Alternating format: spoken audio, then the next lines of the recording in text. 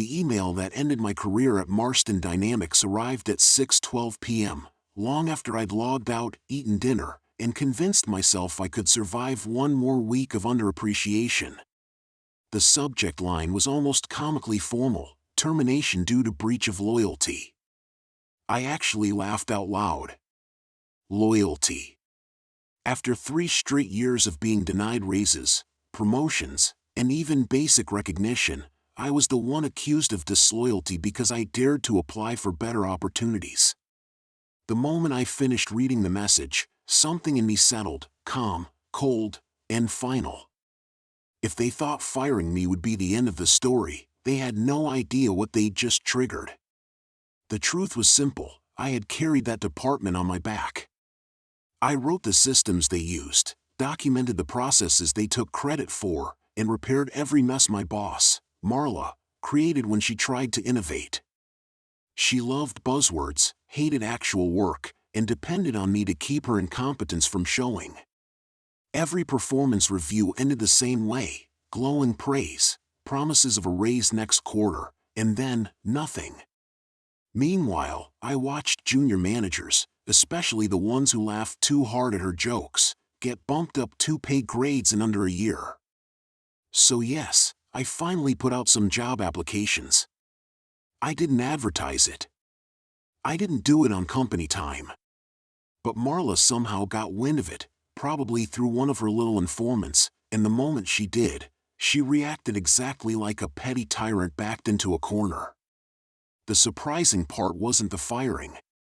It was how sloppy she was about it. She forgot one very important detail: everything I had built, fixed, streamlined, and protected over the last 6 years depended on a very specific web of documentation, licenses, and admin rights, all under my control, because she liked keeping things simple. And she didn't just fire me. She locked me out instantly. That meant she locked herself out too. No knowledge transfer. No transition period. No final walkthrough. Nothing. She cut the cord without checking where the other end was tied. I didn't sabotage anything. That would have been illegal, messy, and beneath me. All I did was nothing. Nothing at all. The minute she revoked my access, everything I oversaw became her responsibility. If she had asked me professionally, I would have guided her, documented everything for her, even helped train whoever came next. But she cut me off like I was disposable, and the systems responded to her arrogance exactly as expected. They fell apart. 2 days after my termination, I got a nervous text from one of my former coworkers. "Are you seeing the news?" Apparently the division's entire quarterly compliance report was overdue, and Marla assured her bosses everything would be filed on time, because she assumed she could access the automated workflows I'd built. The problem? Those workflows required authentication through my linked credentials, which she disabled. Without them, the system didn't run. Without the system, the company missed a legally mandated deadline. With penalties. Heavy ones. 3 more days passed before the internal chaos leaked to the public. HR called me, not to apologize, but to ask, through gritted teeth, if I would consider consulting on a short-term basis to fix the crisis. Their voice wobbled. I smiled. I asked for my rate, $240 an hour, minimum 20 hours, paid up front. No refunds. Silence. Then a strained, "We'll get back to you." They did, less than an hour later. When I walked back into the building as a highly paid consultant instead of an underpaid employee, every familiar face looked at me with a mix of shock and admiration. Marla avoided eye contact entirely. She had no choice but to stand aside as I took over the conference room, reopened the systems she'd broken, and rescued the department from disaster, for a price far larger than the raise I'd asked for 3 years straight.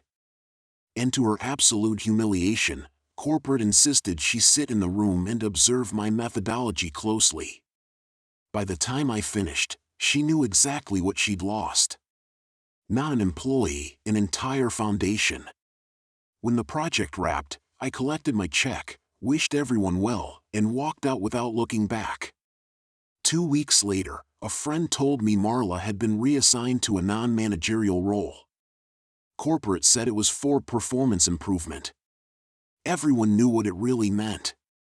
Meanwhile, my new job, at a company that actually values people, paid me 38% more than Marston ever would. Revenge didn't require breaking anything. I just stopped fixing things for people who never deserved me in the first place. A month after my consulting stint, Marston Dynamics slid further into the kind of slow-motion collapse that only insiders understood. From the outside, it looked like a normal corporation having a slightly rough quarter. But inside, people were jumping ship like the building was on fire. Those who had relied on my systems were now stuck improvising, and those who had relied on Marla were stuck defending her decisions, which was a job no sane person wanted. I didn't gloat. Honestly, I didn't have the energy for it. But every time someone reached out to me privately, asking how I'd built something, whether a specific workflow could be recovered, or if I had any old notes lying around, I gave the same polite answer: sorry, all documentation belonged to the company and can only be accessed through internal systems. Best of luck. That sentence became its own quiet, professional form of justice.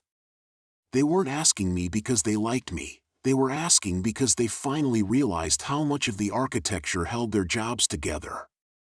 It wasn't my problem anymore. That freedom felt better than any revenge plot ever could. Then something unexpected happened. A recruiter from another major firm reached out. He'd heard about the Marston compliance debacle. Apparently it had made small waves in our industry, and he wanted to talk. Not for a job. For a keynote. A keynote. Turns out, companies were desperate to hear someone speak about the hidden risk of single-point dependency and retaining institutional knowledge. In other words, the exact catastrophe my old boss triggered. They wanted me to walk on stage and tell corporate leaders how not to become Marston Dynamics. I agreed.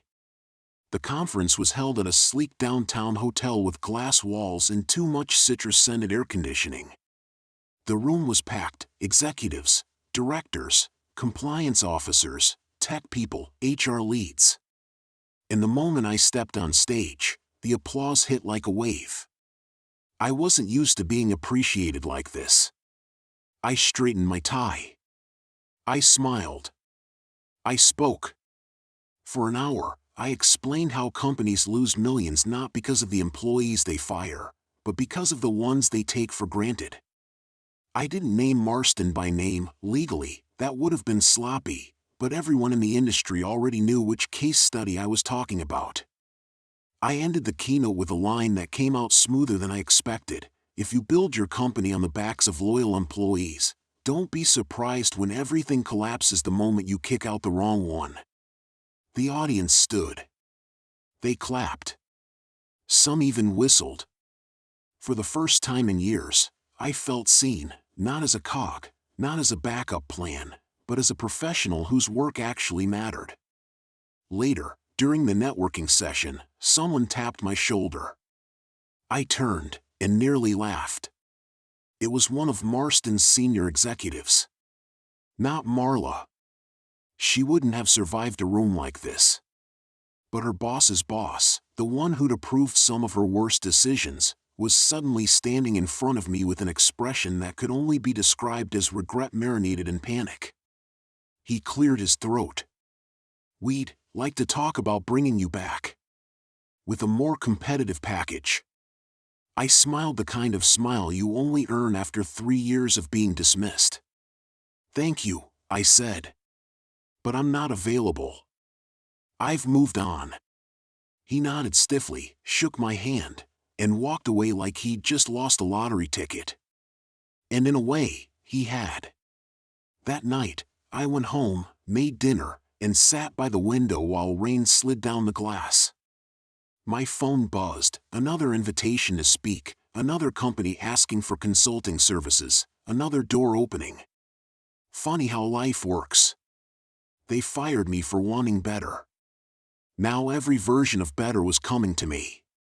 Not because I fought them, but because I finally stopped letting them fight down my worth. 2 months later, I heard the news through the same old coworker who used to quietly slide me gossip during lunch breaks. Marla had been demoted. Not fired, demoted. Which, honestly, was worse for someone like her. Being fired gives you a clean exit. Being demoted traps you in the building where everyone knows you tripped over your own arrogance. Apparently the board discovered that she'd approved budget cuts without proper documentation, rerouted funds to projects that weren't compliant, and authorized terminations that violated HR policy. My terminations sat right at the top of that list. They weren't angry because she got rid of me. They were angry because she did it without the intelligence to understand what she was removing. She hadn't just fired an employee, she'd cut out a major artery, then acted surprised when the organization went into cardiac arrest. But the funniest part? She still didn't understand what she'd done wrong. When the audit team questioned her, she blamed everyone except herself. He wasn't committed, she claimed. He wasn't aligned with our values. And the audit team, bless them, responded with something like, his work carried 6 departments and prevented 3 regulatory fines in a single year. If he wasn't aligned with your values, that's a problem with your values. Hearing that made something in my chest loosen. It wasn't vindication. It was clarity. For so long, I had internalized the idea that asking for a raise made me difficult, that setting boundaries made me ungrateful, that improving my career made me disloyal. But the moment the company fell apart without me, it became painfully obvious, I wasn't the problem. I was the foundation they never bothered to reinforce. Meanwhile, my new life was taking shape without me even having to push it. I'd signed with a consulting group that gave me full freedom, choose my hours, choose my clients, choose my rates. Companies sought me out because they respected my expertise, not because they needed someone to blame. The firm even let me decline clients with zero explanation, which I happily used when Marston Dynamics came crawling again. They emailed asking if I'd be willing to help rebuild the compliance architecture I designed, for market-competitive consultant rates. I didn't even reply. Some doors stay closed. But the real moment, the one that sealed everything for me, came unexpectedly. I was sitting in a coffee shop, laptop open, working on a security framework for a defense contracting client. A young analyst who used to work 2 cubicles over from me walked in. He recognized me instantly. "Hey," he said, "I heard what happened at Marston. Everyone still talks about it." I raised an eyebrow, and he laughed. "No, not the meltdown. The part where you refused to come back. You don't know how much that inspired people." Inspired? I almost couldn't believe it. He went on to explain that after I left, several employees finally confronted leadership about their treatment. HR investigations were opened. Policies were rewritten. People who had been quietly suffering under bad managers finally spoke up, because my exit and the company's fallout proved that the problem wasn't them. It was the culture. And the culture cracked because one person stopped accepting mistreatment and walked away. He smiled before leaving and said, "You didn't just change your life. You changed a lot of ours, too." I sat there for a long moment, letting that land. Revenge is satisfying. But impact? Impact lasts. Weeks passed, and every now and then I'd still get little ripples of news from Marston Dynamics, like aftershocks from an earthquake I no longer lived through. Their quarterly filings showed a sudden drop in efficiency metrics. One of their biggest clients, a federal logistics contractor, quietly ended a long-term contract when they discovered that the internal reporting systems I used to maintain were now delayed by weeks. Another firm terminated a service agreement outright, stating, according to a leaked email, that the company demonstrates prolonged inability to maintain operational compliance. It was exactly the kind of collapse I'd warned Marla about every single time she brushed off my requests for more resources, more staffing, or simply a raise to match the value I provided. She ignored all of it because she believed people were replaceable, especially people she didn't personally deem strategic. But the truth was finally settling like dust across an empty warehouse. Replacing someone doesn't erase the work they carried. Meanwhile, my consulting work exploded into something I never expected. Companies didn't just want me to fix systems, they wanted me to train their teams, overhaul their management structures, identify hidden choke points that could cause the same catastrophe Marston had just lived through. The irony was delicious. By firing me to avoid paying a raise, Marston turned me into one of the most sought-after specialists in my field. And with every new contract, every new client, every conference appearance, I felt another layer of the old weight fall off my shoulders. Then one day, during a leadership summit where I was conducting a workshop, I was approached by a woman in a sharp charcoal suit. She introduced herself as a senior partner at a firm that oversaw corporate leadership coaching and large-scale restructuring. "We've been following your work," she said. "We think you're the kind of strategist companies need before they implode, not after." She slid a folder across the table, an offer for a high-ranking position that paid more than 3 years of my old salary combined. I didn't sign immediately. I took it home, placed it on my coffee table, and just stared at it. For years, I'd been conditioned to think my ceiling was wherever someone else told me it was. That raises were privileges. That opportunities were rewards given by executives, not earned by expertise. But now, I had options, real ones. And they weren't given to me out of pity or favoritism. They were offered because my work spoke louder than any manager's opinion ever could.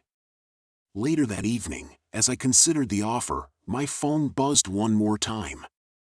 It was a message from an old colleague. "Marston just announced emergency restructuring. Marla's stepping down next week." I didn't smile. I didn't cheer. I didn't feel triumphant. What I felt was something far more grounding: closure. Because at that moment, I understood something most people never get to learn firsthand. When you finally walk away from the place that undervalues you, you stop needing revenge. The world does the correcting for you.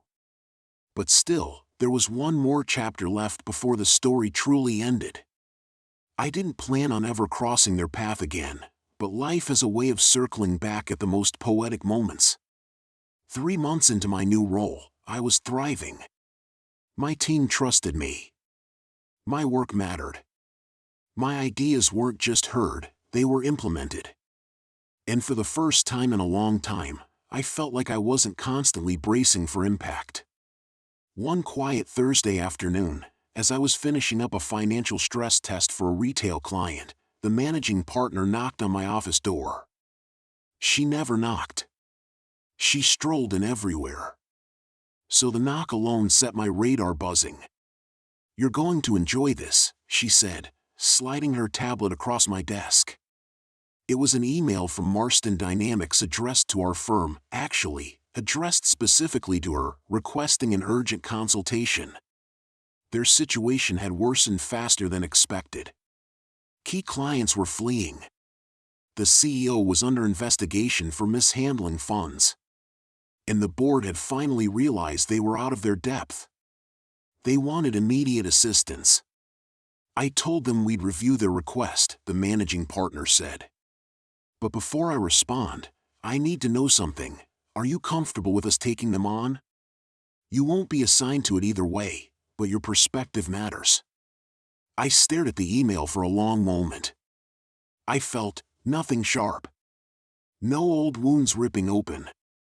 No anger. Just a kind of detached clarity. This was the company that told me I should be grateful to even have a job. The company that punished me for wanting fair pay. The company that fired me for seeking a better future. And now they were asking for help from the firm that had hired me. There was something full circle about it. Something that didn't require me to lift a finger. "Go ahead and take the contract," I said eventually. "Just don't tell them I work here." She laughed, a short, delighted sound. "Oh, they'll figure it out eventually. That part's half the fun." 2 weeks later, I was on my way to a meeting with another client when I caught sight of a familiar cluster of executives waiting in the lobby, Marston's leadership team. Their hair a little grayer. Their shoulders a little heavier. Their confidence visibly cracked. I walked right past them with my badge clipped openly to my blazer. One of them, Harper, the director who once accused me of disloyalty for interviewing elsewhere, did a double take as I passed. His eyes widened. I didn't break stride. I didn't acknowledge him. I didn't offer even a polite smile. That tiny moment, that flicker of recognition, was enough. It wasn't revenge in the dramatic sense. No grand gesture. No downfall orchestrated by my hands. It was something quieter, deeper. They had tried to bury me in that place. But instead, I left, grew, and returned as someone they now needed, and could no longer control. Not with bitterness. Not with ego. Just with the undeniable proof that I had been worth far more than they ever allowed themselves to see. And from the look on Harper's face, he understood that truth all at once. I took the elevator up, feeling lighter than ever. Sometimes the final blow isn't destruction. Sometimes it's simply becoming someone they can't reach, can't block, and can't diminish. Someone who outgrew the cage they built. That's a different kind of victory, one that lasts. As fate would have it, I didn't have to wait long to see just how deeply that realization caught them. A week later, our firm hosted a cross-departmental strategy session, a big one. Partners, directors, senior consultants, and high-profile clients all under one roof. The kind of gathering where reputations grow, or collapse, based on a single conversation. I was presenting a case study for a major retail recovery we'd executed. It wasn't even supposed to be a headline moment, just a clean walkthrough of our approach and results. But about 5 minutes into my presentation, out of the corner of my eye, I saw them. Marston Dynamics leadership had been invited into the room by the managing partner, intentionally seated in the second row, directly in my line of sight. For the first time in years, my former boss, Dana, was somewhere I could actually look her in the eye. And judging by the shock stamped across her face, she hadn't been warned I'd be there. Her jaw tightened. Her posture stiffened. She clasped her hands so tightly in her lap that her knuckles went white. The rest of her team looked equally rattled, whispering among themselves as if trying to confirm the impossible. Had they really fired the person now commanding the room? I kept presenting. Calm. Collected. Completely unbothered. My voice didn't waver once. Not because I was putting on a show, but because, somewhere along the way, their power over me had evaporated. Every slide was a reminder of what they'd dismissed. Every metric they once undervalued now earned nods, murmurs, and impressed glances from the audience. When the Q&A started, one of the board members from another client asked, "Who led the analytical restructuring phase?" "It's brilliant work." My managing partner didn't miss a beat. "She did," she said, nodding toward me. "She's one of our strongest strategists." And then she paused, just long enough for the tension in the room to thicken. Marston Dynamics would have benefited greatly from her skill set. Several heads turned toward Dana's row. I didn't have to. I could feel the heat radiating from them. After the session wrapped, people gathered around to talk, partners, analysts, even competitors. The usual post-presentation buzz. I noticed Dana hovering near the doorway, trying, and failing, to look casual. She looked like someone preparing to approach, but terrified of the outcome. Eventually she stepped forward, stopping 2 feet from me. "Hi," she said quietly. "It's been a while." I simply nodded. "It has." She swallowed hard. "I didn't know you were here." "I didn't know you," she hesitated, searching for a word she'd never used for me before. Landed somewhere this significant. There it was. The admission she probably never expected to say aloud. For a moment, I saw the full arc of our history condensed into her expression, the dismissiveness, the underestimation, the entitlement, the regret. "I'm glad things worked out for you," she finally whispered. I nodded again. They did. No bitterness. No gloating. Just truth. Because the real victory wasn't that she regretted firing me. The real victory was that I no longer needed anything from her, not validation, not revenge, not even acknowledgement. I walked away from her that day knowing the chapter was finally, fully closed. Not by force, but by the simple, quiet reality that I had built a life and a career far beyond the limitations she once tried to impose. And the best part? She knew it. I could have left it there, clean, mature, done. But life has a strange way of adding one last poetic beat to a story right when you think it's over. 2 months later, I was invited into an executive strategy meeting with one of our firm's biggest new clients. They were onboarding us to overhaul their operational efficiency, rebuild their project pipelines, and restore the financial discipline they'd lost through a series of questionable leadership decisions. The client? Marston Dynamics. I didn't react outwardly. But inside, the irony hit like a perfectly timed punchline. During the first meeting, their board sat at a long polished table, tension so thick it felt structural.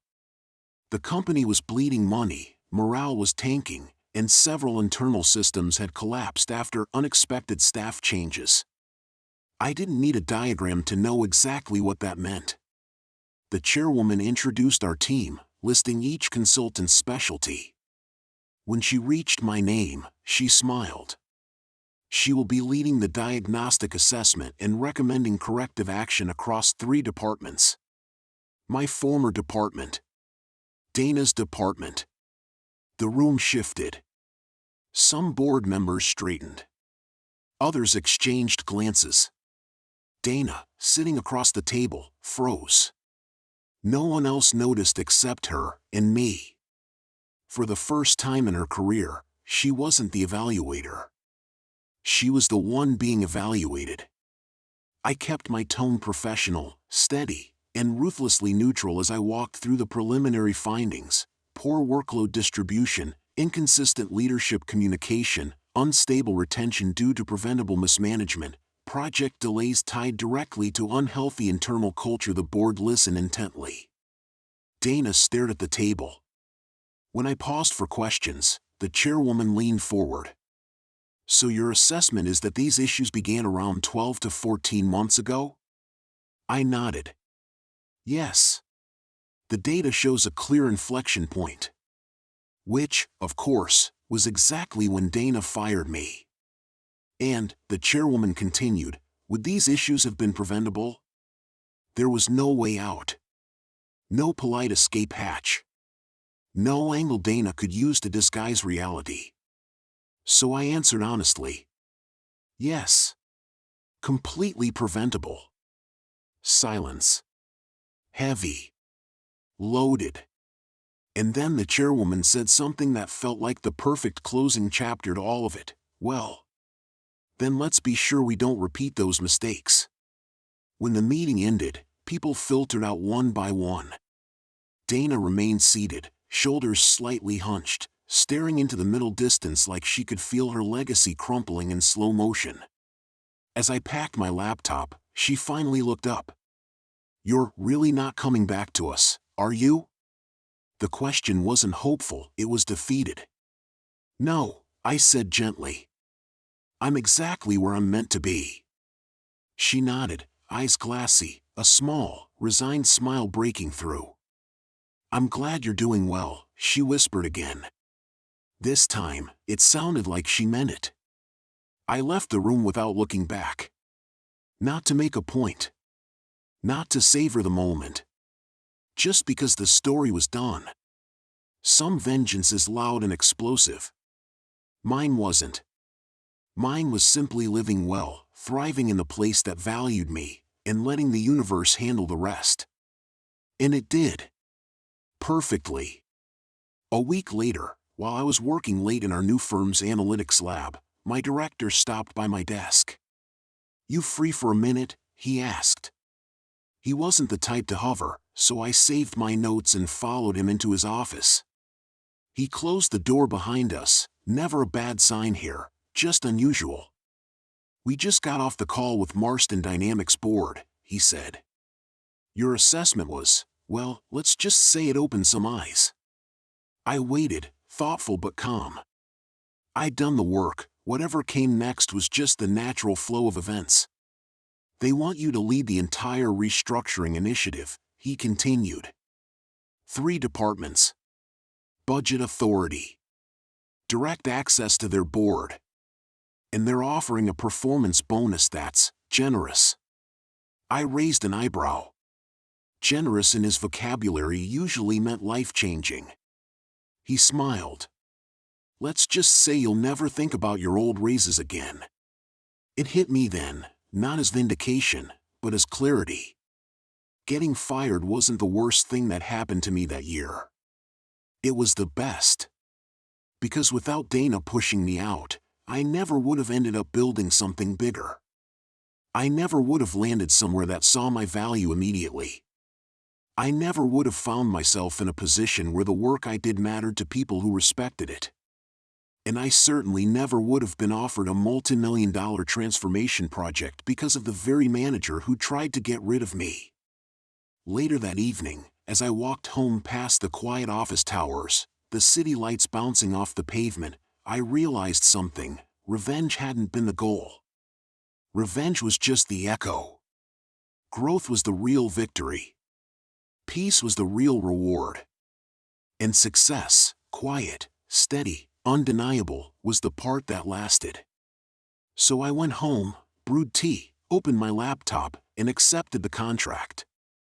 Meanwhile, Dana's fate hung in a balance she no longer controlled. And mine? My path was finally wide open. When the final approvals came through and my new contract was signed, I sat back in my chair and let out a slow breath I didn't even realize I'd been holding. 3 years of being underpaid, undervalued, and dismissed had built a pressure I'd grown used to carrying. Now, finally, it was gone. What happened to Dana reached me a week later through a former coworker. The board suspended her pending investigation. The company discovered she'd systematically denied raises to save departmental budget numbers she then used to justify her own bonuses. When they cross-checked her emails and documents, it all unraveled. Turns out she'd been efficient with other people's livelihoods, not the business. She didn't just lose her job, she lost her professional standing. No one wants to hire a manager who burns her team to polish her ego. And me? I wasn't interested in gloating. I didn't need to. Because real revenge isn't loud. It isn't dramatic. It isn't petty. Real revenge is walking away from someone who tried to bury you, and watching them drown in the hole they dug for you. My new firm treated me with the respect I'd been denied for years. My pay matched my contributions. And for the first time in a long time, I woke up excited to work again. Being fired didn't break me. It freed me. And the best part? The person who pushed me out never saw the door swing shut behind them. They thought they were ending my story. But all they did was give me the perfect beginning to a better one.